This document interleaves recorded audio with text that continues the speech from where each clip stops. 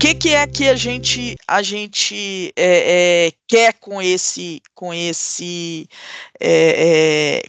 painel?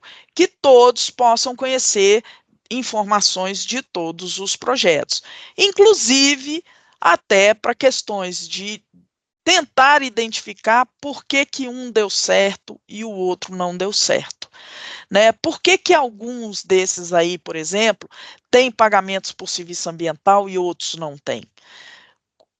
É porque ele nasceu dessa forma, porque ele foi concebido dessa forma, ou porque não deu certo, né?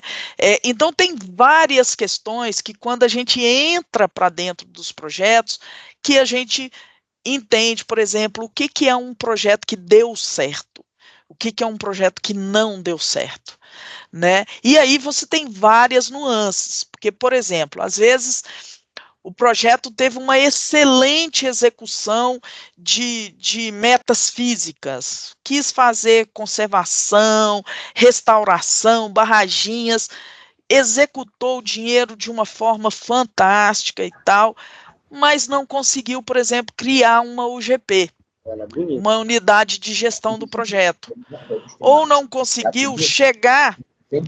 Tem alguém querendo falar alguma coisa? Não.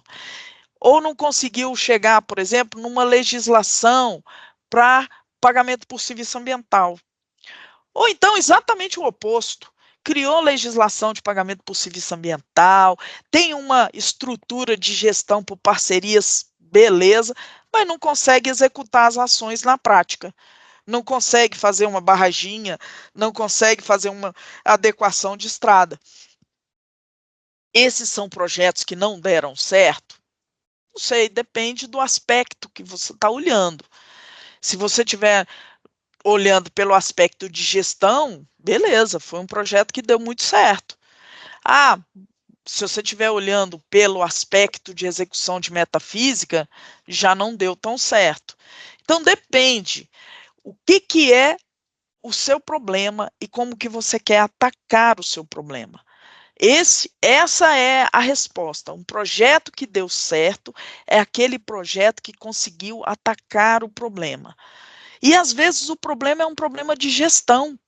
Não é nem um problema de adequação ambiental, realmente, nível de propriedade, mas sim de gestão daquela bacia. E, às vezes, quando você cria uma estrutura de gestão do projeto, você cria uma estrutura de gestão da bacia, voltada para resolver aquele problema. Às vezes, o seu problema é esse. Nós temos um parceiro do projeto aqui do Pipiripau, que hoje está como no sistema de gestão de Goiás, que é o Dr. Jorge Werneck, que ele fala, o programa produtor de água, na verdade, ele é um sistema de gestão da bacia, só que microbacia, subbacia, e não de bacia hidrográfica, tipo um comitê que tem mandatária, que tem plano de bacia, que é uma coisa muito maior. Mas esse é uma estrutura de gestão de uma bacia voltada a resolver um problema que tem naquela bacia. É conflito de uso, é escassez, vazão irregular, é déficit de cobertura vegetal, é muita erosão, é muito aporte de contaminante químico. Qual é o problema que você quer tratar? E muitas vezes a forma de tratar é gestão, e não necessariamente intervenção na natureza, ou intervenção na atividade econômica, ou às vezes é exatamente isso que você precisa, uma intervenção numa determinada atividade econômica que está acontecendo. Então, este é o problema. Por isso que a unidade de gestão que a gente chama de UGP é tão importante, porque ela é uma associação de parceiros que estão naquela bacia e que juntos podem buscar resolver o problema daquela bacia.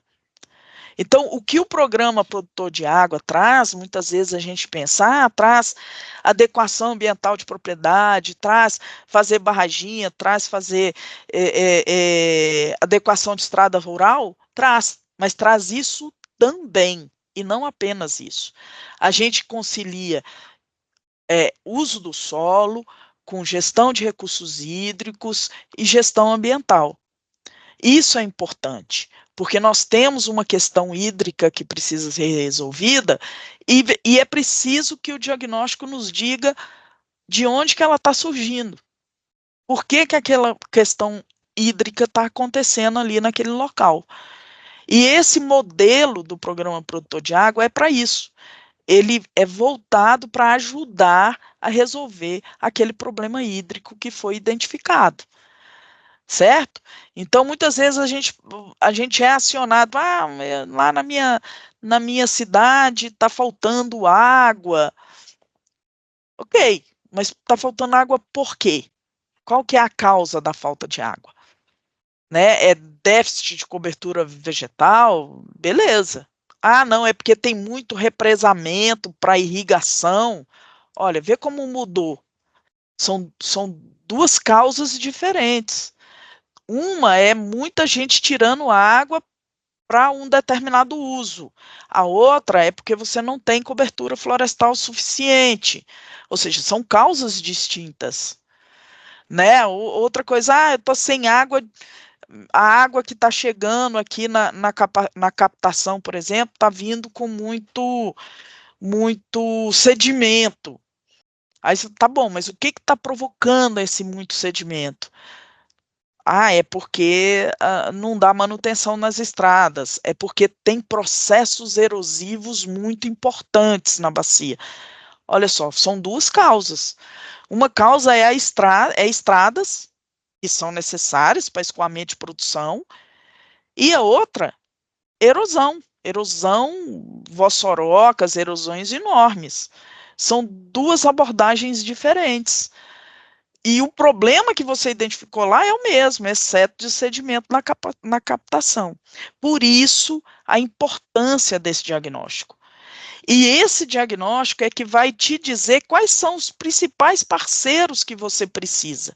Se o seu problema é estrada, você com certeza precisa do poder público.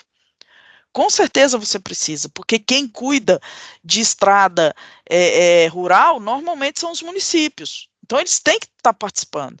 Mas e se o seu problema for grandes erosões? Qual que é a necessidade realmente de estar, por exemplo, uma prefeitura envolvida? Talvez seja muito mais importante estar uma universidade envolvida, que vai ter como trazer aporte de conhecimento para resolver o problema de erosão. Talvez você precise muito mais de um sindicato de trabalhadores rurais, por exemplo, que vai saber conversar com os proprietários rurais para que eles entendam a importância de se corrigir aqueles processos erosivos que estão nas propriedades rurais. Então, para cada diagnóstico vai te indicar a melhor abordagem. Quais são os seus parceiros importantes? Quais são os parceiros importantes para participar da construção daquele projeto? Da mesma forma que a gestão por parcerias, ela é uma estratégia. Estratégia de quê? De gestão. É um modelo de gestão que traz parceiros que podem ser mais ou menos atuantes a depender da fase que você está. Se você está numa fase de mobilização, você precisa de um determinado perfil de parceiro, que seja mais na linha da educação, da mobilização, um aspecto, digamos assim, mais social, né? Que chama, que mobiliza mais.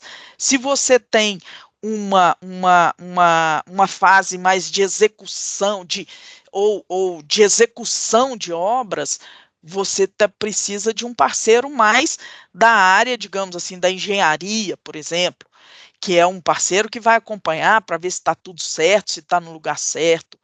Ou se você está elaborando projetos em nível de propriedade, você precisa de um parceiro que saiba conversar com o produtor rural, um extensionista rural, por exemplo, Então, dependendo, se você está numa fase de pagamento por serviço ambiental, você precisa de um parceiro que tenha mobilidade, que ele possa ir nas propriedades rurais para verificar se o serviço foi feito, aferir como isso foi feito. E se você precisa, está na fase de monitorar os efeitos do seu projeto, talvez você precise de um parceiro da academia que faça o monitoramento. Se você precisa de um resultado de qualidade de água, você precisa de um parceiro, por exemplo, como eu falei, da academia, que faz esse monitoramento antes, durante e depois. Porque o seu objetivo é mostrar a melhoria da qualidade da água, porque esse é o seu problema. Então, cada hora você pode ser que você precise mais de um parceiro ou de outro. Por isso que é importante ter um diagnóstico, de saber qual é o problema e sempre fazer essa mobilização de parceiros. A importância da gestão, da unidade de gestão com ter parceiros os mais diferentes. E a capacidade, porque essas unidades de gestão, elas têm o que a gente chama de secretaria executiva. Essa secretaria executiva tem que ter a capacidade de identificar qual é o parceiro importante para aquela fase. Então, por exemplo, na fase de obra, o parceiro importante é o pessoal que entende de obra. Então, ela tem que chamar, por exemplo, vamos supor aí, a Secretaria Estadual de Obra, Secretaria Municipal de Obra. Olha, Secretaria Municipal de Obra, nós estamos na fase de execução de obras aqui, eu preciso que você participe mais próximo nessa fase. Na hora da fase de valoração de serviço ambiental, tem necessidade do pessoal que trabalha com obra ser muito ativo nessa obra? Nessa hora, não. Tem muito mais a ver com o pessoal da academia, com o pessoal da extensão rural, nessa hora de valorizar, por exemplo, o serviço ambiental, mas que não vai ser tão efetivo na hora da obra. Então, cada etapa do projeto, você mobiliza com mais intensidade um parceiro ou outro. Por isso que é tão interessante esse modelo da gestão do projeto ser por parcerias. Ele é fácil? Não, não é. O que acontece é que quando começa na mobilização, todo mundo aparece. Aparece lá 20, 30, 40 parceiros. Aí, à medida que o serviço vai começando a acontecer, 90% some. Some. Isso é natural. Isso é natural. Tá? Vai ficar um núcleo, que vão ser realmente aqueles que vão ser mais participativos. E que normalmente são aqueles mais diretamente ligados ao problema que se quer resolver.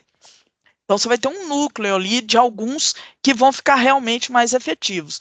Mas o bom de você ter esses 30, 40 é que se surgir um problema que seja mais afeto a um, que só apareceu lá uma vez ou outra, você pode chamar ele.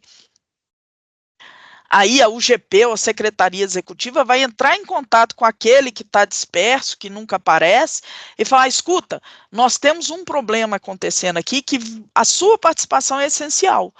Aí esse parceiro que está disperso vai ali e ajuda a resolver o problema. Porque ele faz parte daquilo ali, ele não é atuante, mas ele faz parte. Isso é importante. Fazer parte da UGP não significa estar o tempo todo atuante, mas significa que existe esse vínculo e que a qualquer momento, a depender da situação que vai ser enfrentada, você pode chamar aquele parceiro. Então, antes de dizer, mas essa UGP não funciona porque era 30 e só tem 5 aqui participando. Calma, calma. Aqueles 15 que não estão tão atuantes, pode chegar um momento que seja a hora deles participarem. Vou dar um exemplo para vocês. Uma parceria que é muito legal, o Ministério Público. O Ministério Público é nosso parceiro em vários projetos. Em alguns, inclusive, bastante atuantes. participam de reunião de UGP, que às vezes a gente fica até meio assim, promotor que passa a tarde toda discutindo questões de projeto. Perfeito, excelente. Agora, é uma participação que se esperaria de um parceiro tipo o Ministério Público? Acho que não. Acho que não é nem razoável esperar que o Ministério Público participe de todas as reuniões da UGP o tempo todo. Seria ótimo, mas eu acho difícil. A mesma coisa da Ana, é muito difícil a Ana estar ali toda a reunião de UGP o tempo todo. É muito difícil. Porém, vamos supor que a gente precise de uma grande mobilização dos parceiros para participar de uma determinada etapa do projeto. Você ter um Ministério Público como seu parceiro, que chama os parceiros de volta para participar de uma determinada atividade que é importante, isso é ótimo, porque o Ministério Público tem essa, digamos assim, essa característica de conseguir chamar. E isso é muito bom. Ele precisa estar o tempo todo chamando o tempo todo? Não, mas eventualmente seria bom chamar para fazer, olha, vem cá, vamos voltar todo mundo aqui, porque vai ter, por exemplo, sei lá, uma avaliação do projeto. Parceiros, todos, é importante que vocês estejam presentes a esse evento, tal, tal, tal. E aí pode ser, eu não sei se seria convite ou convocação, que seja, que o Ministério Público faz. Chama todo mundo.